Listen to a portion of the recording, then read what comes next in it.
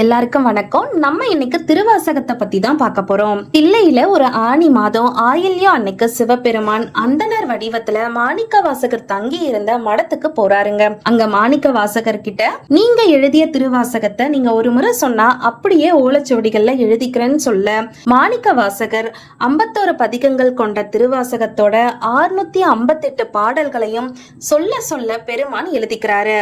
எழுதி கொண்ட திருவாசகத்தை எல்லாத்தையும் எடுத்துட்டு போயிட்டு நடராசர் சன்னதி முன்னால வச்சுட்டு மறைஞ்சிடுறாருங்க. மறுநாள் ஆனி மாதம் மக நட்சத்திரம் அன்னைக்கு ஆலயத்துக்கு வந்த தீட்சிதர்கள் கூத்த பெருமானோட சன்னதியில நிறைய ஓலைச்சுவடிகள் இருக்கிறத பார்த்து தகச்சு போறாங்க. ஓலைச்சுவடிகள் எல்லாத்தையும் எடுத்து பார்த்த தீட்சிதர்கள் கடைசி ஓலையில மாணிக்க வாசகர் சொல்ல அழகிய சிற்றம்பலமுடையான் எழுதியதுன்னு சொல்லி கையொப்பம் போடப்பட்டிருக்கு. தீட்சிதர்கள் வியப்படைஞ்சு அத மாணிக்க வாசகர் கிட்ட கொண்டு போய் கொடுக்கறாங்க.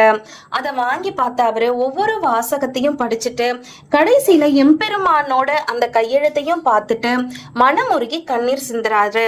தீட்சிதர்கள் மாணிக்க வாசகர் கிட்ட ஓலைச்சுவடியில இருக்க திருவாசகத்துக்கு பொருள் சொல்ற மாதிரி கேக்குறாங்க.